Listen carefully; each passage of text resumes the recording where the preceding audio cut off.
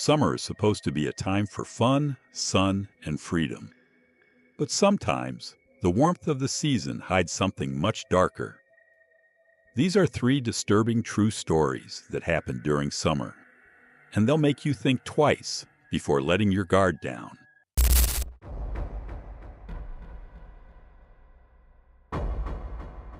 I once met this guy named Matt during a summer night out at a bar with some friends.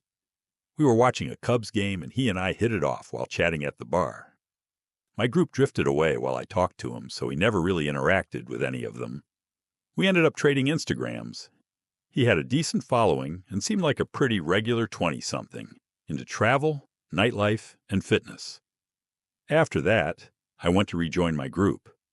Honestly, when two guys exchange info at a bar, you rarely actually follow up. It's one of those, yeah, I'll hit you up moments that dies out once you sober up.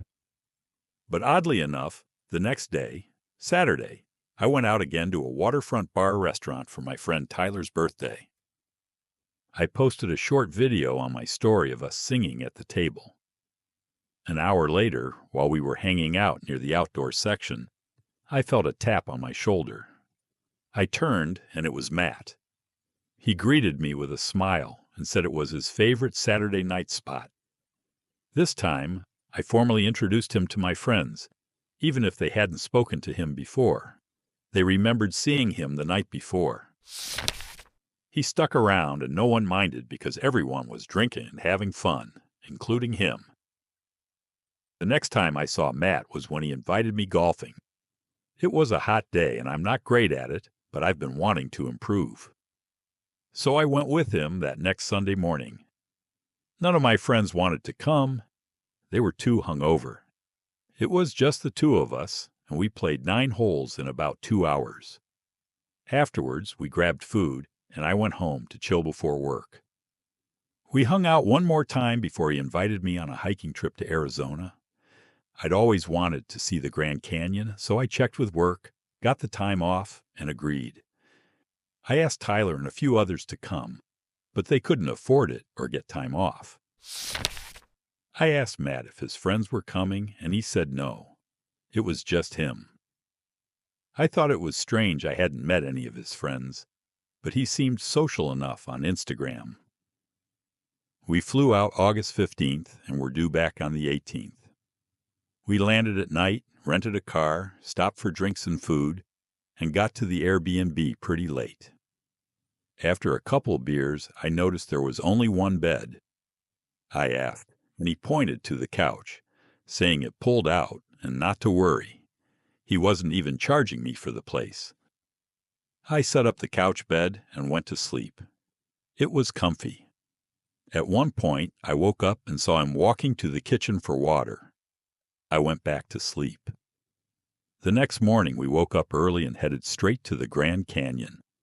I didn't realize just how huge it was. We hiked the Bright Angel Trail, and I was way more out of shape than I thought. He was fine, laughing and pushing me to keep up. We took a lot of breaks for photos. After about 2 to 3 hours, we drove back to Phoenix, got food, took naps, and later explored the city and drank at several bars. He clearly liked his alcohol. That night, we got very drunk. I think I had more than him, even though we drank about the same. We had to leave the rental parked on the street and Uber back. At the Airbnb, he blasted music while I plugged my phone in next to the couch and passed out. Later that night, I woke up, probably from thirst, and went to the bathroom. I heard a floorboard creak, but saw nothing. While I was peeing, I heard a door click shut. I assumed it was Matt's room. When I finished, I tried his door, but it was locked. I knocked, no answer. I gave up and went back to sleep. In the morning, I woke up with a hangover and noticed my phone had been moved. I had left it charging on the floor, but now it was unplugged and sitting on the table. I figured I was just too drunk to remember doing that. We didn't hike that day. We picked up the car, explored some sights, and eventually, once again, he convinced me to drink. By the end of the night, we were hammered again. We returned late, and this time he offered me the bed, saying it was only fair. I accepted and brought my bag into his room. I didn't lock the door, didn't seem necessary. I wish I could say that was the end of the story. I woke up later, unsure why. It felt like a sound woke me, but I wasn't fully conscious of it. I looked around. My phone was gone. It had been charging next to me, but now the cord was dangling without the phone. I checked the sides of the bed, and that's when I saw him. Matt was lying face down on the far side of the bed, on the floor. I screamed, "What are you doing?" He woke up, confused, and said he must have blacked out and crashed there after forgetting I was in the bed. But he was on the side of the bed farthest from the door. It didn't make sense. I asked about my phone, and he played dumb. He told me to look under the bed. He quickly bent down and found it, saying, "Bro, here it is." It didn't feel right. He was acting like a stranger. I said I'd go sleep on the couch, but he insisted. He left the room.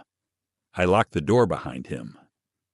If it were just the phone and the drunken crash, maybe it could have passed. But I knew he tried to access my phone. I was still tipsy, so I fell asleep quickly. Until I woke up again. This time I knew why. He was standing at the foot of the bed. I could only see his silhouette. He sat down and started rubbing my foot. I screamed and pushed him off the bed. He wouldn't leave at first, so I forced him out. Then I started packing immediately. He just sat on the couch watching me, silent and motionless. I called an Uber to the airport right away. He didn't try to stop me. I left just as the sun was rising and couldn't sleep at all while I waited for my flight. I even paid to change my seat so I wouldn't sit near him. I avoided looking at him the entire time. I didn't tell anyone until later that day. Some friends said they always found him sketchy. It hit me that he had likely come to that outdoor bar after seeing my story. Total stalker move. I blocked his number and Instagram. But before I did, I checked an old group photo of his. No one was tagged, but I found a comment from someone in the photo. Matt wasn't following him anymore, so I messaged the guy. He replied fast. "Nah, guy's a freak. Run." He went on to tell me he and others had cut Matt off after some strange incidents. He wasn't surprised by what happened. He even said, "Guy should be in jail." I thought I'd made a cool new friend. Turned out I'd been traveling with someone who could have seriously harmed me. I still wonder what he was trying to do with my phone.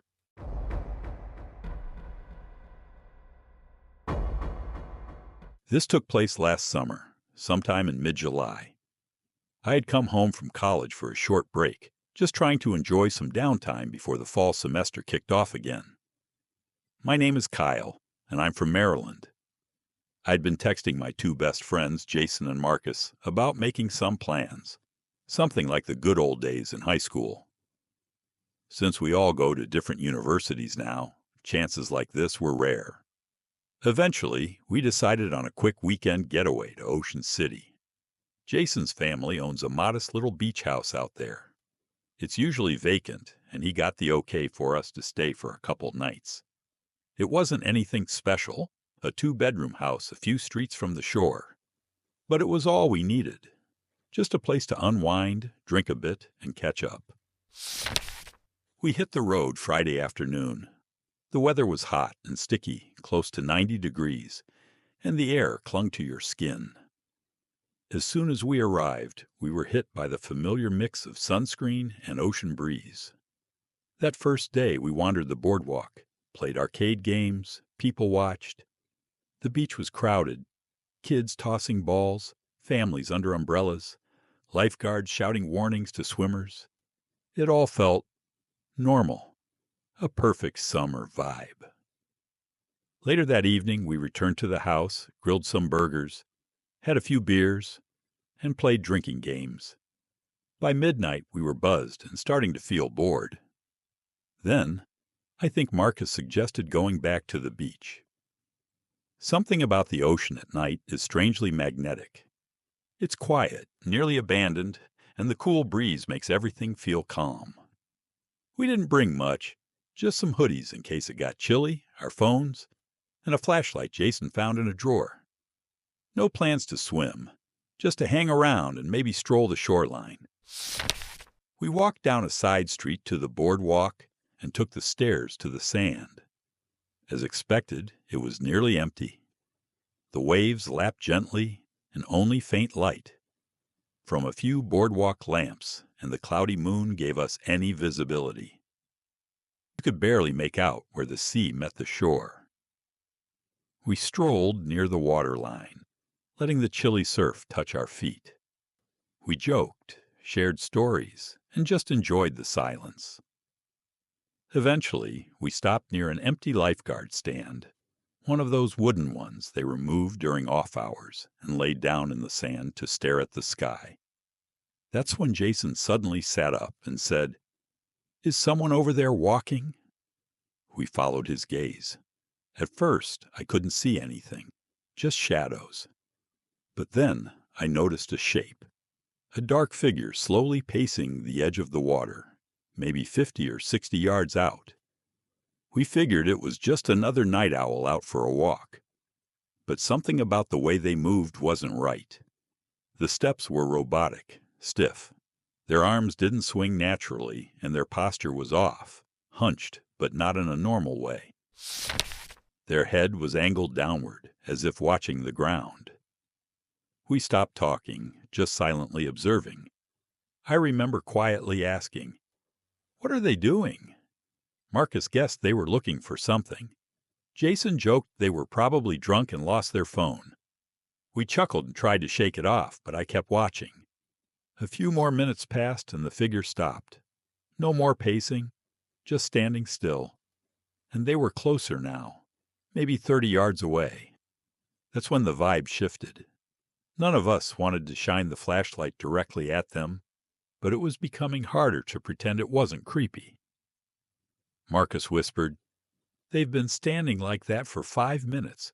Who does that?" Then Jason said something that made my heart skip. He said, "I think he's staring at you, Kyle."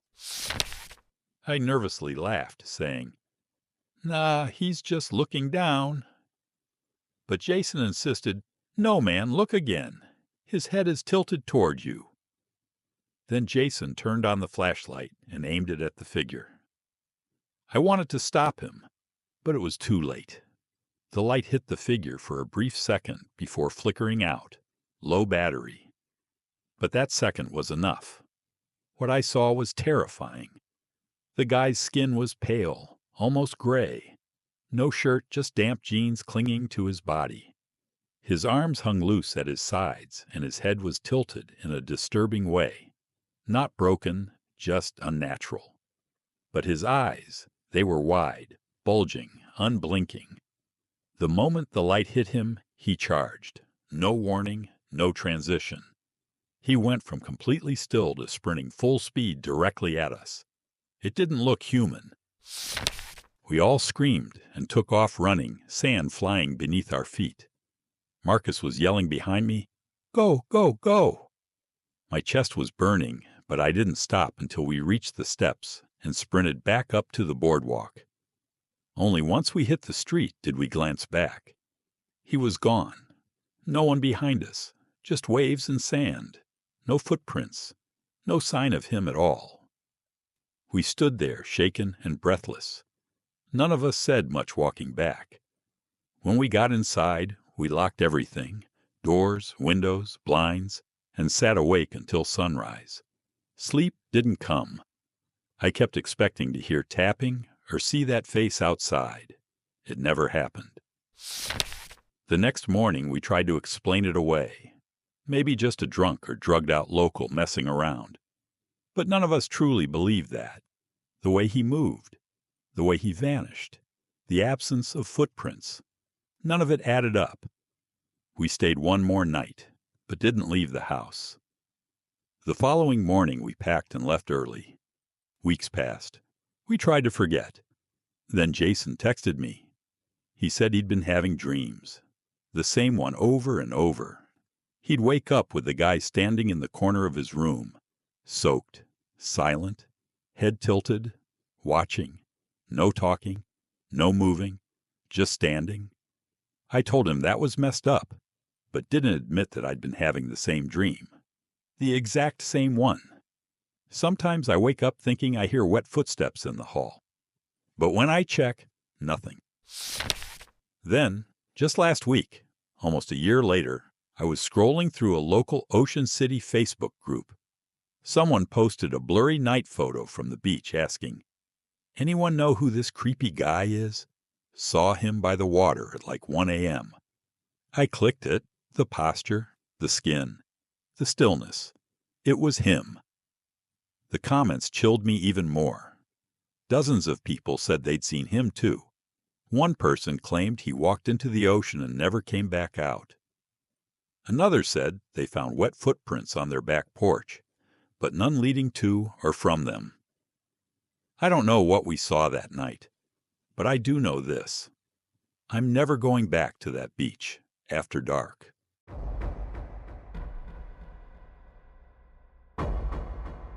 I grew up in Massachusetts, and for as long as I can remember, every summer I'd spend 3 months in a traditional coastal town in New England.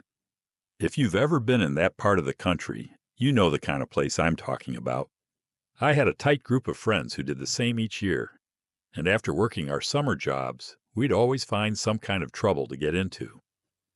This happened when I was 19, like most of my friends at the time. I had just finished a shift at my job working on the docks. Like usual, I texted everyone to ask about the plan, then picked up my buddy, let's call him Emerson, from his job. He had the fake ID, so we stopped for alcohol and headed back to our little hometown. We decided to take out my family's boat, which I was allowed to use on my own. The idea was to have a few drinks and chill on the water while waiting for the others. We cruised around the peninsula to a popular spot where people often anchor and hang out. A couple of boats were already there, even though it was around 7 p.m., which wasn't out of the ordinary. We dropped anchor between them, turned up the music, and relaxed. Everything was good. We were enjoying ourselves, especially with the music coming from the boat to our left. Eventually, the boat to our right pulled away. Then the music from the other boat stopped. We figured they were about to leave too. In our tipsy state, Emerson and I started yelling and joking, telling them to turn the music back on and keep the party going. But nothing happened. We sat on the bow, still drinking, when Emerson suddenly said, "Dude, look." I turned around and saw 3 figures standing at the edge of the boat, watching us. At first, I laughed, blamed the alcohol. I turned back around, but Emerson wouldn't stop staring. Now, I don't usually pick up on danger. I'm a laid-back, optimistic type. But Emerson looked uneasy. I tried to downplay it, saying maybe they were just looking around.